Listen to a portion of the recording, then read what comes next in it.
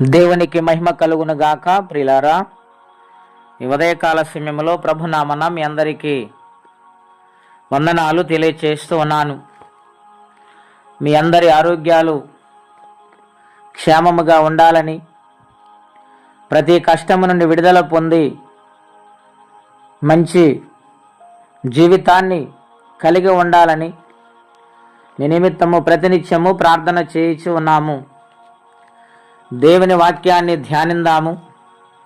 సామెతల గ్రంథం 16వ అధ్యాయము 7వ వచనం. ఒకని ప్రవర్తన యెహోవాకు ప్రీతికరమగునప్పుడు ఆయన వాని శత్రువులు సహా వానికి మిత్రులుగా చేయును. ప్రియులారా, జ్ఞాని అయిన సొలొమోను సామెతల గ్రంథము రాస్తుండగా పరిశుద్ధాత్మ దేవుడు ప్రేరేపించిన ఈ మాటలలో ఒకని ప్రవర్తన యెహోవాకు ప్రీతికరమవ్వాలి. అవును ప్రియులారా, జీవించే జీవితములో ప్రవర్తన అనేది చాలా శ్రేష్టమైనది. ప్రవర్తన మీదే జీవితం ఆధారపడి ఉంటుంది. ప్రవర్తన మీదే సాక్ష్యము కలిగి ఉంటాము. గనుక ఇటువంటి ప్రవర్తన కలిగి జీవిస్తున్నాము. అది దేవునికి ఇష్టమైన రీతిలో ఉంటే, ఎవరైతే మంచి ప్రవర్తన కలిగి బ్రతుకుతారో వాని శత్రువులు కూడా దేవుడు మిత్రులుగా మార్చేస్తాడు. ప్రియులారా, అలాగునని దావీదుని తరుముతూ ఉన్నాడు సౌలు. ఒక ప్రాంతానికి వచ్చినాడు, అలసి పడుకున్నారు. ప్రియులారా, అబ్నేరు ఉన్నాడు, సౌలు పడుకున్నారు. చుట్టూ కూడా సైన్యము కాపలా కాస్తూ ఉన్నారు. వారు కూడా అలసి నిద్రపోతూ ఉన్నారు. అటువంటి సమయంలో దావీదు తనతో పాటు వచ్చి కొంతమంది సౌలుని చంపేయమని తన దగ్గరున్న వ్యక్తి ప్రేరేపిస్తూ ఉంటే, దావీదంటున్నాడు, నిద్రపోతున్న రాజుని చూసి యెహోవా చేత అభిషేకము నొందిన వాణ్ణి చంపి ఎవరు నిర్దోషిగా ఉంటారు? ఆయన ముట్టను, దేవుడే ఆయన ముట్టుతాడు, లేక యుద్ధములో చనిపోతాడని చెప్పి ఆయన దగ్గరున్న ఈటెను నీటి బుడ్డని తీసుకొని దూరముగా వెళ్ళిపోయి కేకేస్తూ ఉన్నాడు. ఏమనగా, అబ్నేరు, నీవు రాజుకు కాపు కాయటము ఏమాత్రము నమ్మకంగా కాయలేకపోతున్నావు.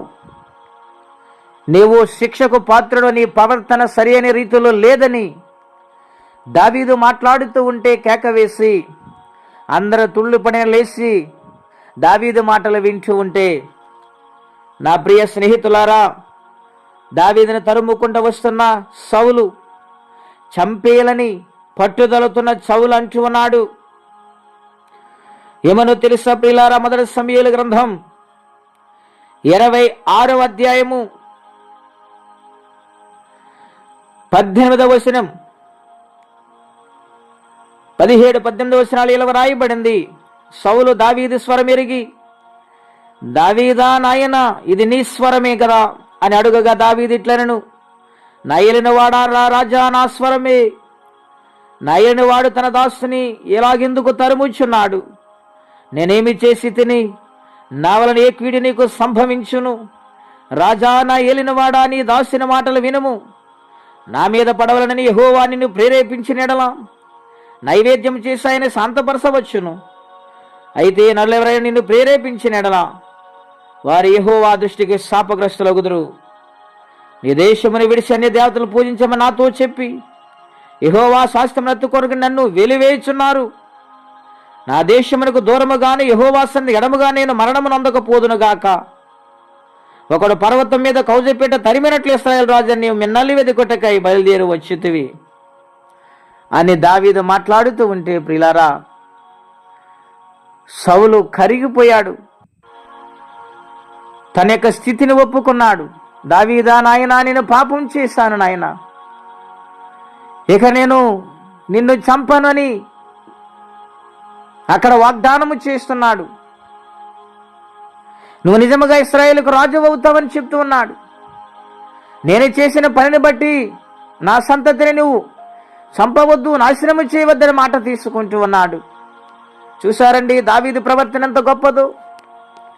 ఈ ఉదయ కాల సమయంలో మనము దేవుని సన్నిధిలో ఆ విధముగా జీవించగలిగితే దేవుడు దావీదును ఆశీర్వదించినట్లుగా, మరణ పాశమును తప్పించినట్లుగా దేవుడు మనల్ని కూడా తప్పిస్తారు, దీవిస్తారు. అట్టి కృపా తీర్మానం పరిశుద్ధాత్మదేవుడు మనకు దయచేయనుగాక. ప్రార్థన. పరిశుద్ధుడైన తండ్రి, ఘనమైన మీ నామం కొరకై స్తోత్రం. బిడ్డలందరిని ఆశీర్వదించండి. ఎవరే కష్టం, బాధలు, ఇబ్బందులు ఉన్నారో వారికి సహాయం చేయమని యేసు నామములో ప్రార్థించి వేడుచున్నాము తండ్రి. ఆమేన్. దేవుడు దీవించును గాక. ఆమేన్.